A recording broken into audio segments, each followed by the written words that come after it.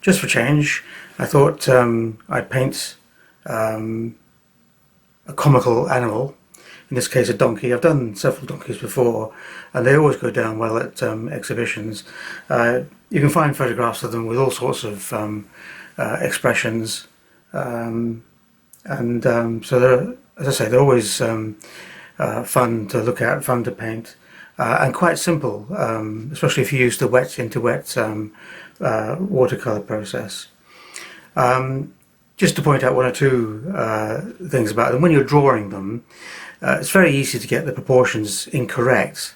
Donkeys are famous for their very, very large ears, and if you look at this particular photograph, can you see that the proportion of the height of the ear there, it's quite big in comparison to the overall length or height of the head.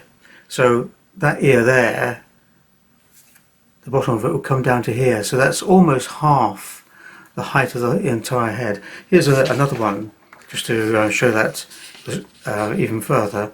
If the donkey tilts its head up so that you get more of its nostrils, again there's a lot of foreshortening, and you'll see that the height of the ears there is almost the same as the height of the rest of the head, so it's almost half height. And again, taking that height, twisting it round, you find that it's almost the same as the width of the head from eye to eye. So that's just little indications when you're sketching the shapes out. I'm going to use this photograph as the basis for my piece of art, partly because it's got this sort of leather work on it and so forth, and I'm perhaps going to change the colour of that. It's a little bit too close to the colour of the tongue that's there, so maybe just change that, get a bit of contrast going, maybe paint that in cobalt blue. But the rest of the colours are very, very simple. We'll start off by laying down some yellow ochre for the lightish pieces, and then darken that out with a combination of yellow ochre and burnt sienna, adding more and more burnt sienna into the darker areas. The really dark areas will be a combination of burnt sienna, burnt umber and cobalt blue.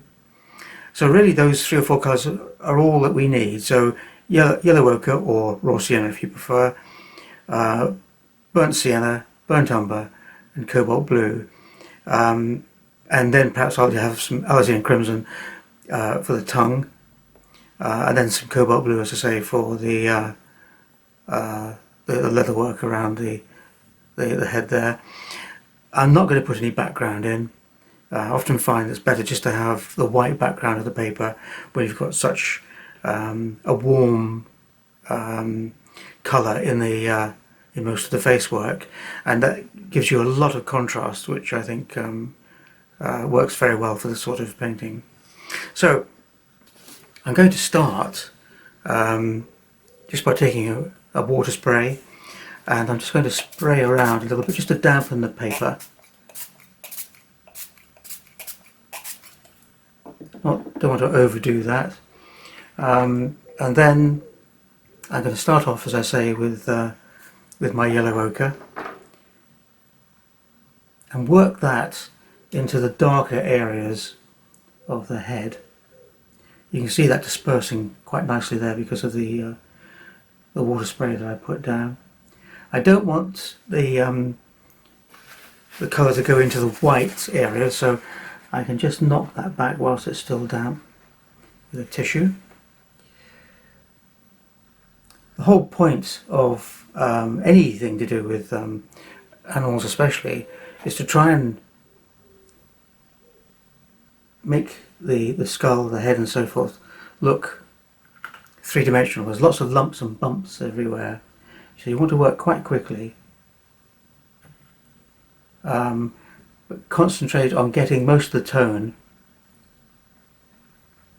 into the darker areas. What I do occasionally, I haven't done it here, is before I start painting I will use a pencil and just shade in some of the darker areas so I can see where they are.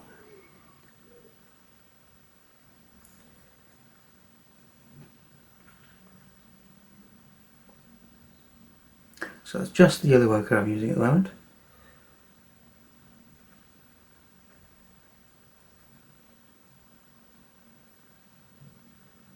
I'm not going to do much of the body work.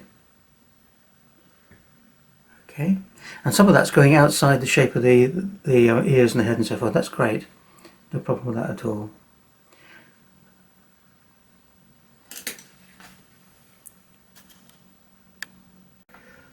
So that's my first coat of yellow ochre.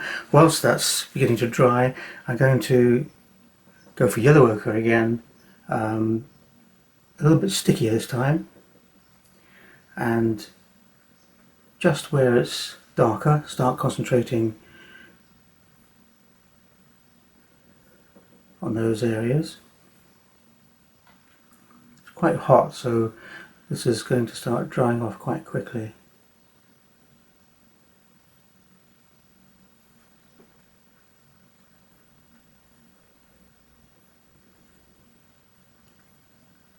And if it does dry off too quickly and you start getting too many hard edges, then simply give it another spray.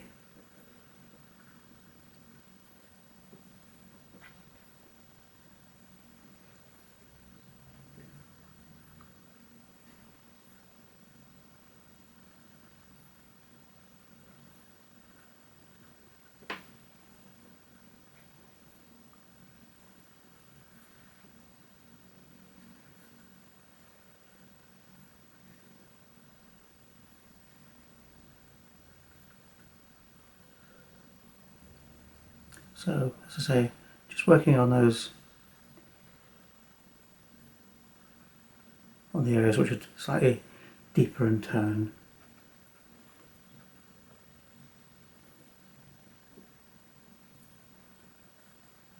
And putting the paint on in the direction of where how the hair lies. That's quite important.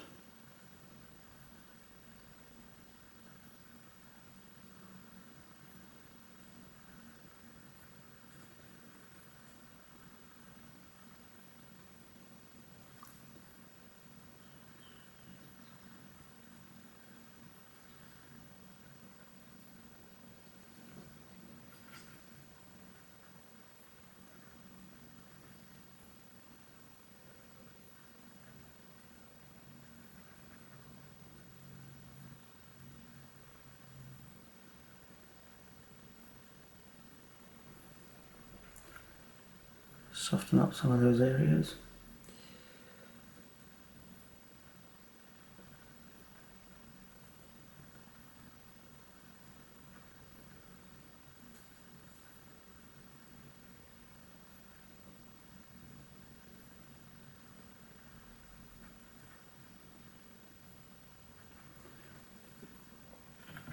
Where it goes into the body, I'm just going to let that come to an end, so just soften it up a little bit there. Okay.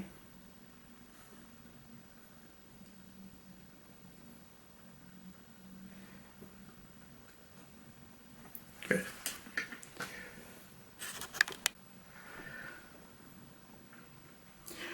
Okay, I'm just going to give that another quick spray because it's very, very dry.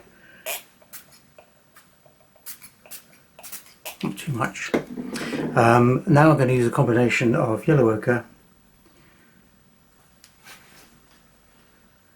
and burnt sienna. Just beginning to introduce my next colour.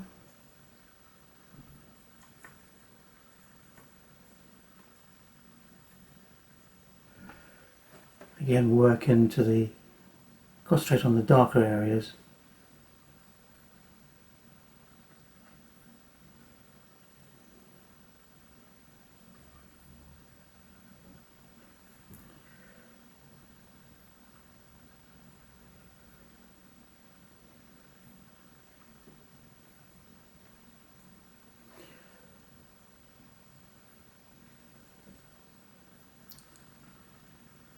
See the sort of speed at which I work, because I want to try and get different tones, different colours merging together, so you get this nice sort of soft feel.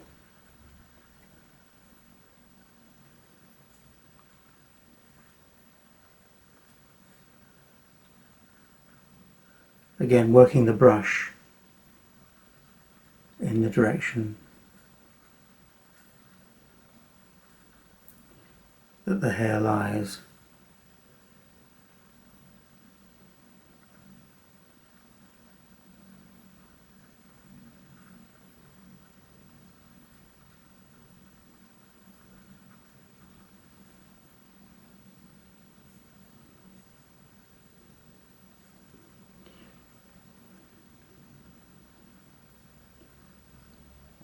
I haven't mixed up a lot of the yellow ochre burnt sienna combination. Quite happy to mix it as I go, because there'll be all sorts of slight different variations and tones and so forth, so there's no need to have, if you have too much mixed up and then you apply that everywhere, it can make the whole thing look a little bit flat. Good for washes, for doing landscapes, that sort of thing, but for this sort of work there's no need to do that. I've got the inside of that metal work there.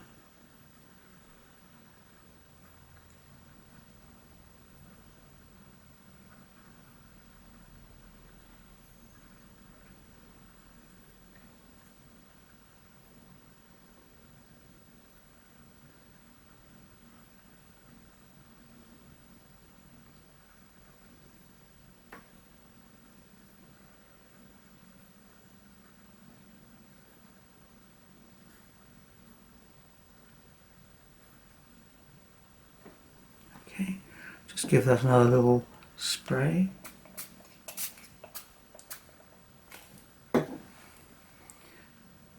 And then I'm going to go in with pure burnt sienna. Again, concentrating in the dark areas. You see how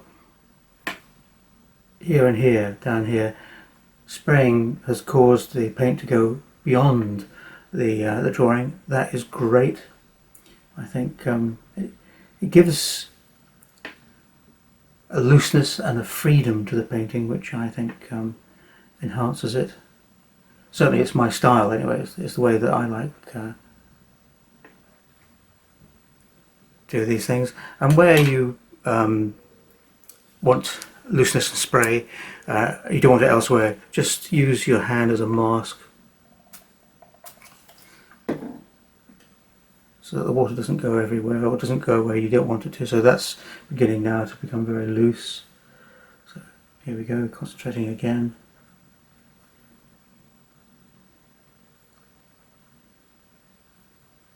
Keep the brush going in the direction of the hair.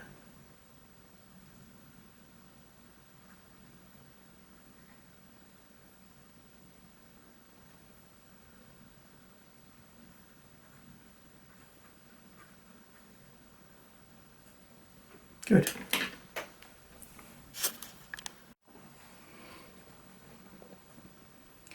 Now just one or two little areas there where the paint has crept in and I don't want it to go, so I'm just going to tidy up this by using a brush which has got just damp, clean. Just want to remove some of that.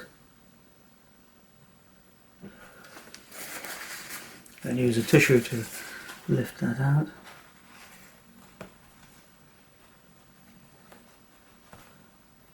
You won't get it all out, but that doesn't matter.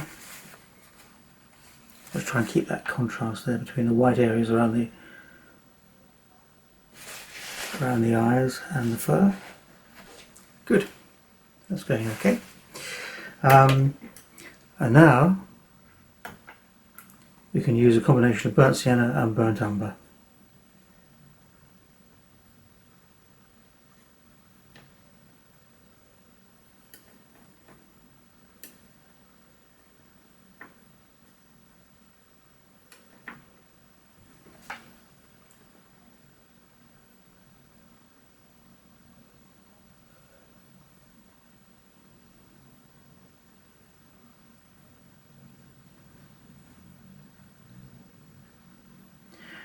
all the time I'm simplifying. I'm not going to get every hair exactly as it is in the photograph, doesn't matter. I'm just trying to get the feeling, the emphasis of the fur.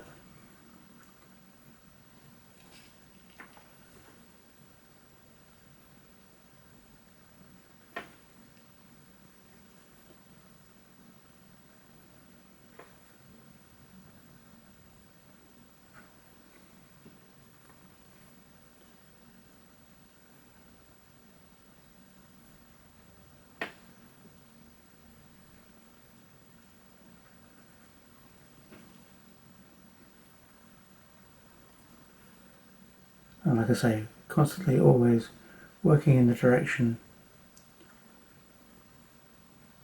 that the hair lies.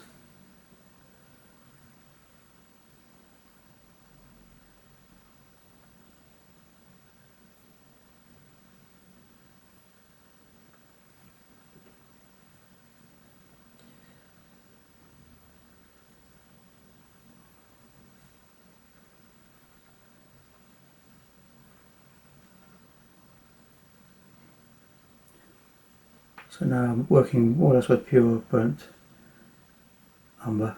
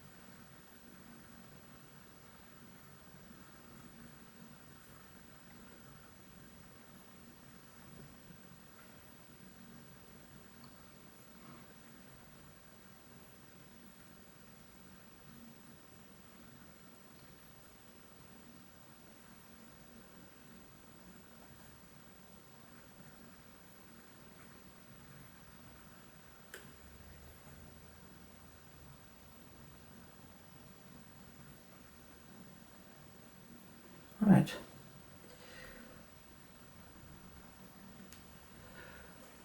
Now, to go even darker, I'm going to use the burnt umber and some cobalt blue.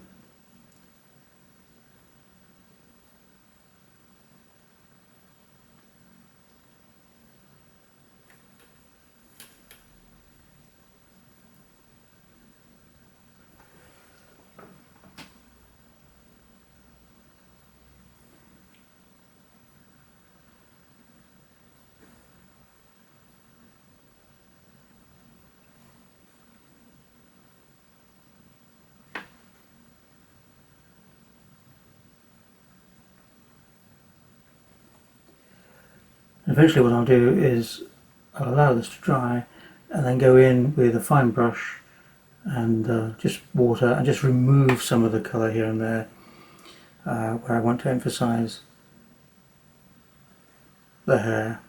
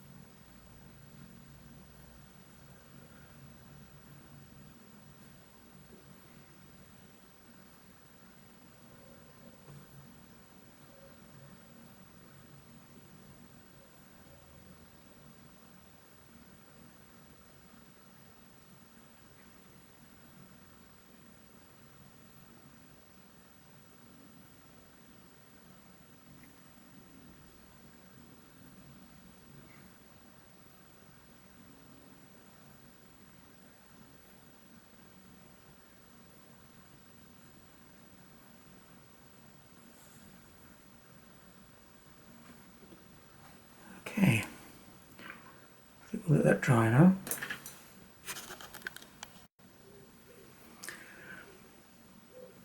So having let that dry, I'm now going to as you can see, I've started already, put in some darker marks using burnt umber and cobalt blue.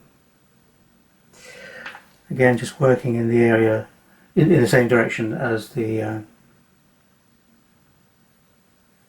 hair. And these marks are now obviously they're going onto dry paper, so they're a lot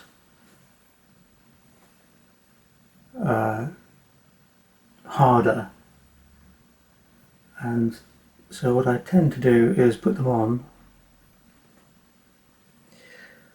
and then use the water spray just to de-emphasize them or soften them up a little bit perhaps.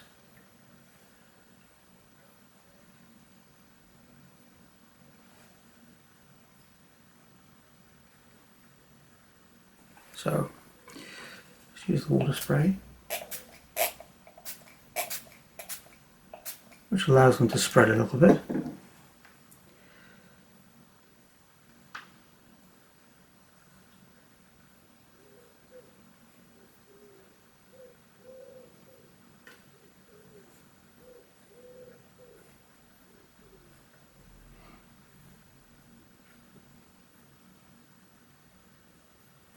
Again, just concentrating on the skull, the bone structure. So you get these hard areas and soft areas.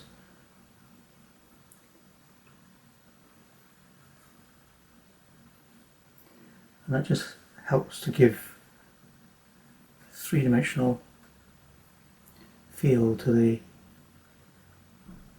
skull. And now's the time to really start looking at areas of contrast, light against dark. So this is what I'm doing now is the neck of the donkey, and beside that you've got the light area of the head, so I just want to increase that contrast.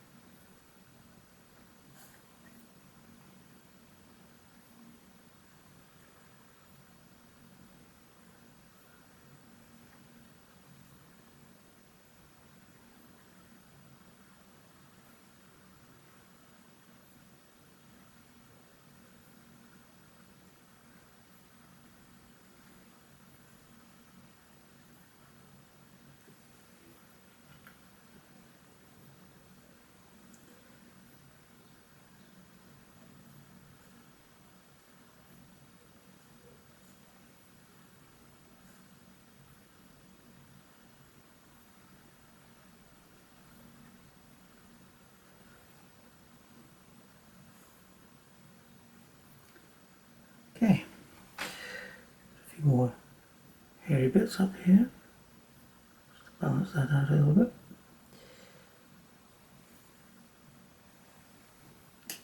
Good.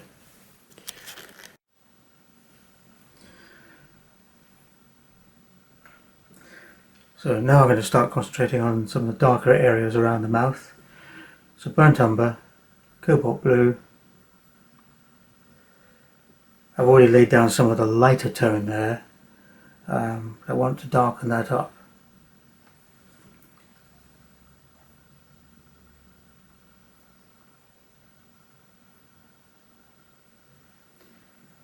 It's dark right up against the tongue. Right into here.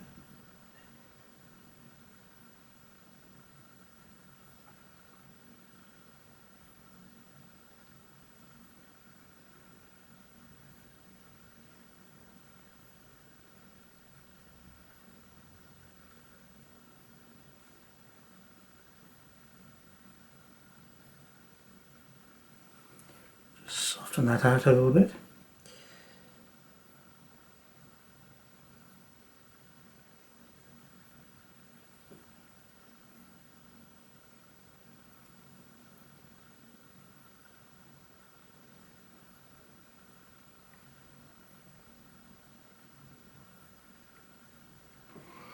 And we can start looking at the nostril area as well. So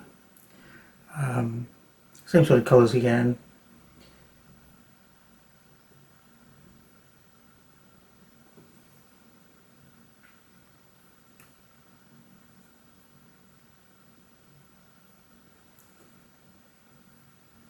And although the area in the nostril looks just dark, completely dark, there are subtle little tones to it. So this is a combination, as I say, of burnt sienna, sorry, burnt umber and cobalt blue. And I'm going to make it stickier, slightly stickier in some places, less in others.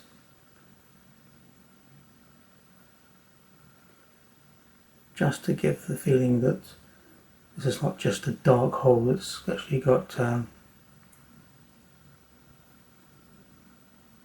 different surfaces inside. So just make up a stickier, darker mix just to go up here.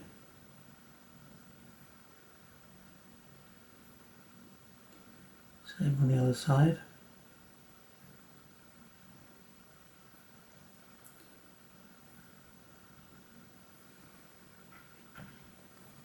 Just soften it a little bit as it comes down.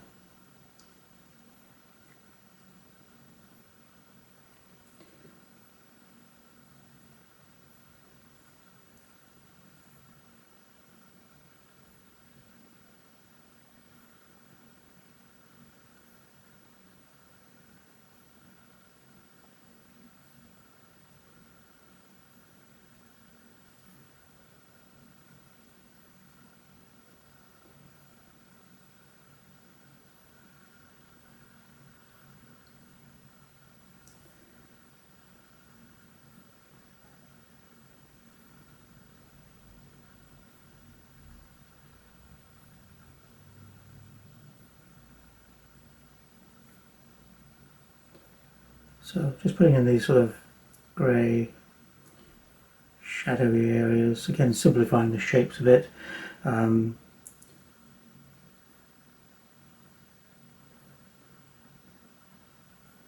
This is all basically the same colour, combination of brown and blue, but put on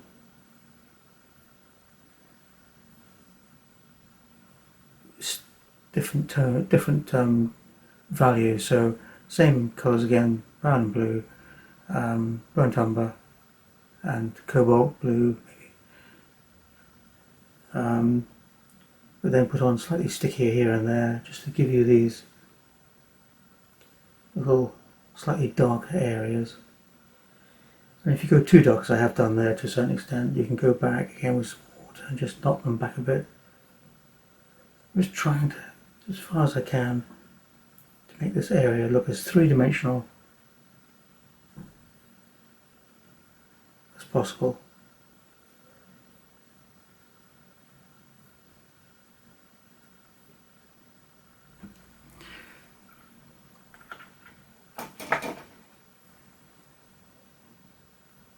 There. Just move that around a little bit.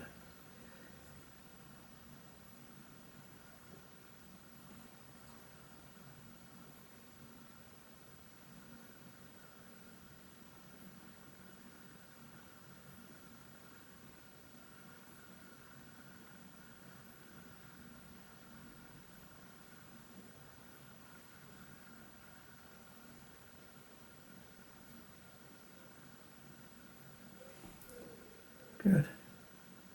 So we need to let that dry a little bit. And of course, although you've got a white muzzle there, it's not entirely white, so it's not really white, it's sort of dirty slightly, so I'm going to use a little bit of dirty tone from the palette, just run that in here and there just to take away from the whiteness that we've got in some of these areas.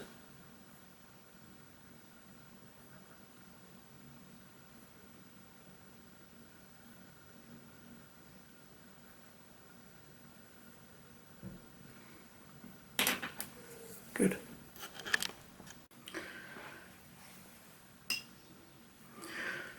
Right, time now to put on in some of the detail work.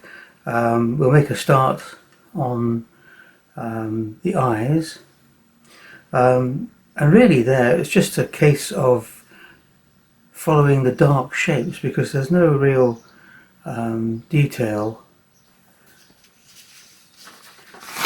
in the photograph. You'll see that there's, on this eye here, there's that light, that highlight there, but the rest is all pretty dark, and the other eye is dark too, so it's all a case of making the shapes correct.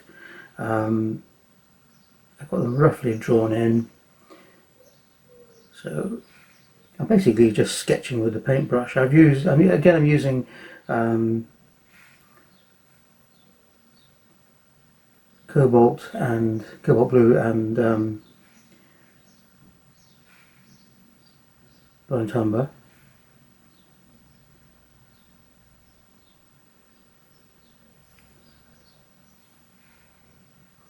What I'll do is sketch these in and then use a bit of water here and there just to soften them up, soften some parts up. So much of the eyeball here is dark.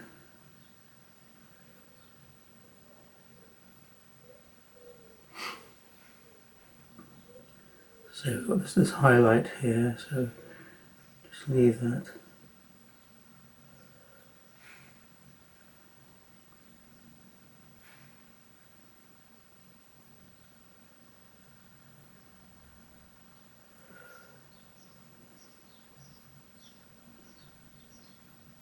So where I think the eyeball will be, the pupil, just put a little bit of dark blue just there.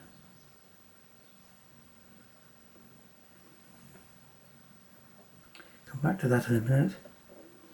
Same colours again. On the other side, again, it's the shape of the dark area that you want to capture. There's no real detail there. I can just see in the photograph that the actual ball itself, the pupil, is slightly lighter than the surrounding area, so I'm just going to put that in with a bit of dirty water almost. Then go back to my dark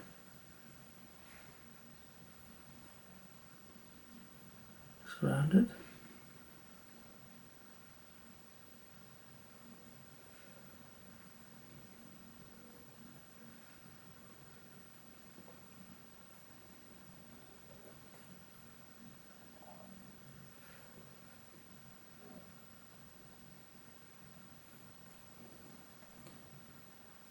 Fine.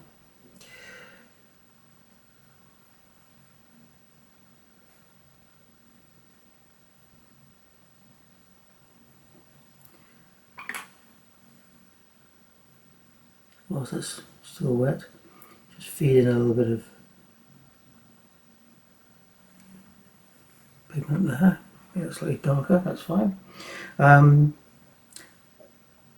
The actual white area around the eye here, the fur, it's a bit softer than I've got, so I'm just going to drop in a bit of burnt sienna here and there just to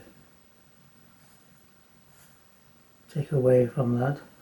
It's just a little bit too white, so soften that.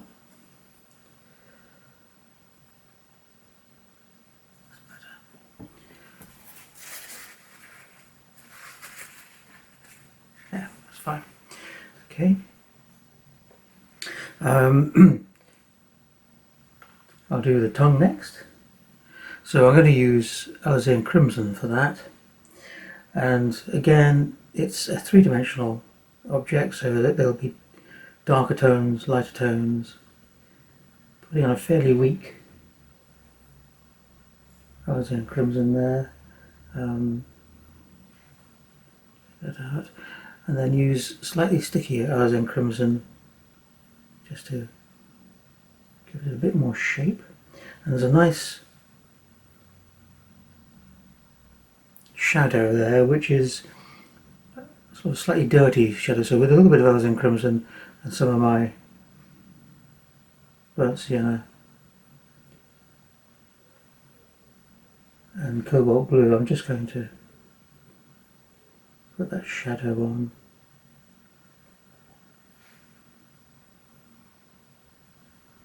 So that's the shadow from the nostril, if you like, or the muzzle, onto the tongue. Okay. I just take a little bit more tone off there, just to give a little bit more feeling of 3 dimensions. A bit of a highlight there coming in on the tongue.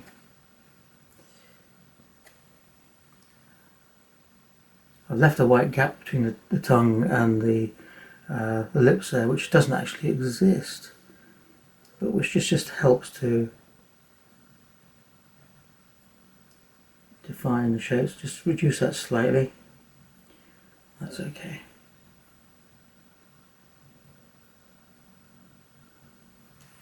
Okay.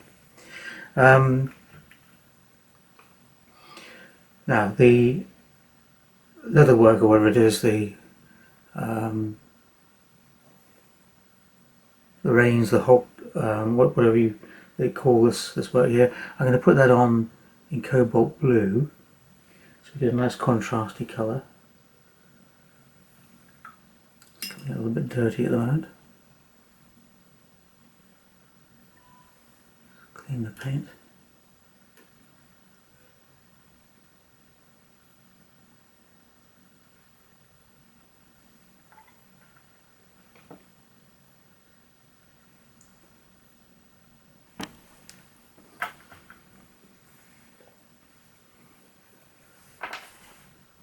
Go back to the tube to get some clean cobalt. Mine's all a little bit too dirty.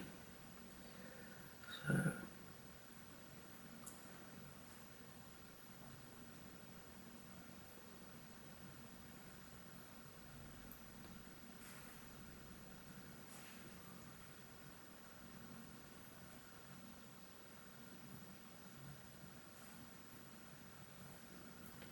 now this contrasts, I'm using cobalt blue here, it contrasts nicely with the pink on the tongue and the darks and so forth.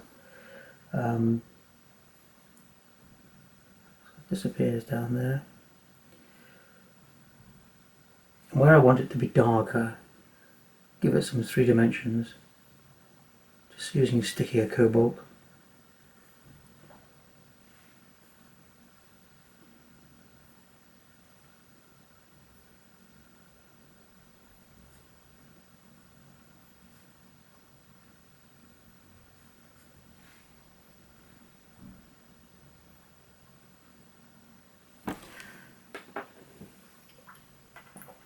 Where I want it to be lighter, where it's get a bit of highlight here and there, just remove that with a wet brush.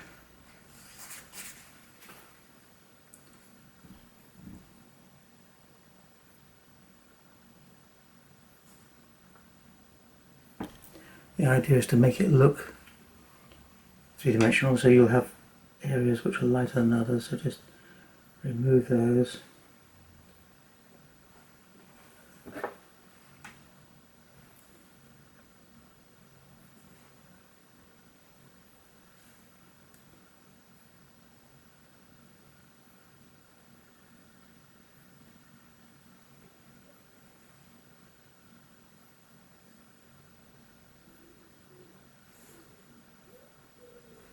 Okay.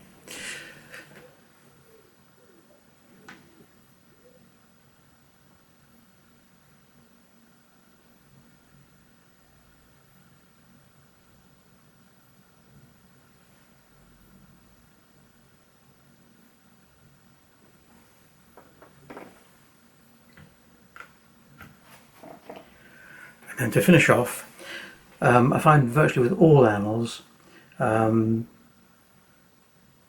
you've got a nose area, mouth area that comes out from the face, the way to do that, or to help give that appearance is to use something like alizarin crimson, very, very light, onto the sides.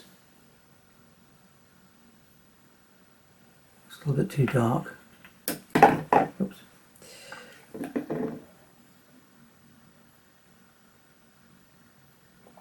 And that nice warm red colour just helps to bring the muzzle forward a little bit. Do the same up here. Not over the whole white, you don't want to lose all the white, but just enough to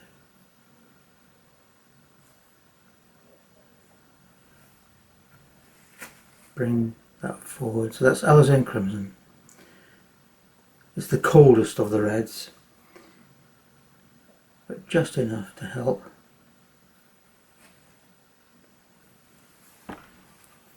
bring that muzzle forward, away from the rest of the head.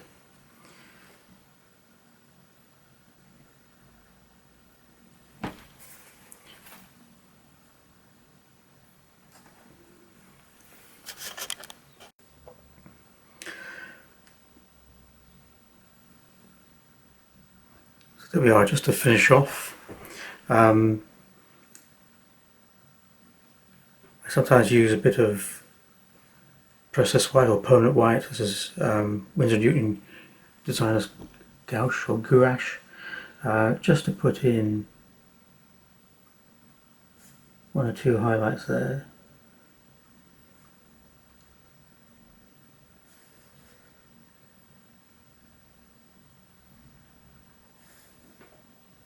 I want to overdo it. This is on the edge of this halter or whatever it's called. Just one or two little marks.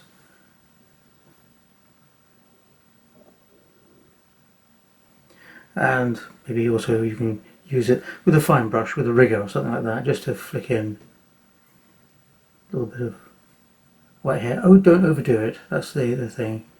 Just enough, just to emphasize certain areas. It's very, very tempting to go on and on doing this. And what I then sometimes do, having done that, is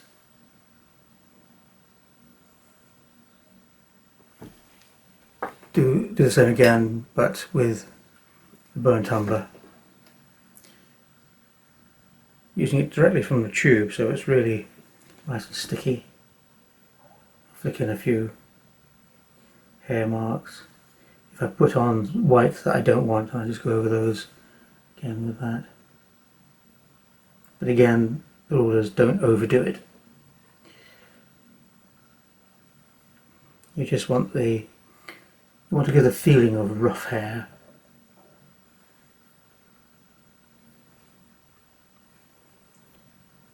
Okay.